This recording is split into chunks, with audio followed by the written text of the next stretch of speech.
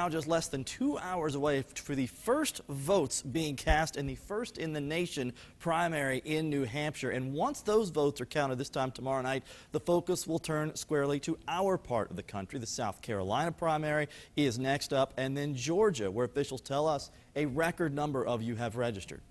A lot of you wanting to go to the polls. Well, Republican voters head to the polls in the Palmetto State a week from Saturday.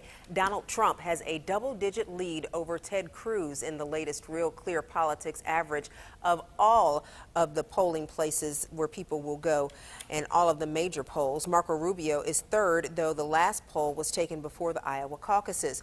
The Democratic primary is a week later, and Hillary Clinton holds a commanding lead. Stephanie Borman live in the newsroom to tell us how the two-state could play a major role in deciding the nominations. That's right, Kim. In Georgia, more than 54,000 people registered or updated their registration information to vote in the primary. And of those, nearly 37,000 are new voters. But today, a total number of 165 people combined voted in Columbia and Richmond County.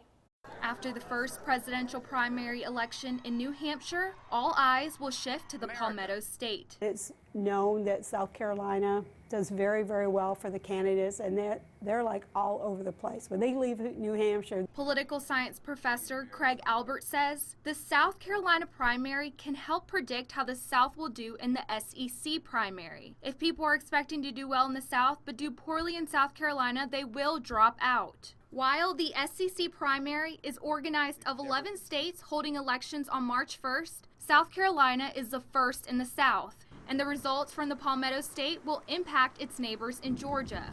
For border counties in particular, I think we'll see some carryover. Because they're voting, I think, on the last 2 Saturdays in February, which will also coincide probably with our February 20th Saturday voting. It's been stated, not proven, that if they win Aiken County, they will win the presidency. The record-setting voter registration shows an interest in this election. With a ballot of 8 Republican candidates and 2 Democratic candidates, the stakes are high in the South. Some frontrunners are setting up headquarters, while others are planning visits. You know, a lot of the energy that we see and feel right now with this primary, for the most part, seems to be geared a little bit more towards the Republican primary than towards the Democratic primary. I think that will probably change.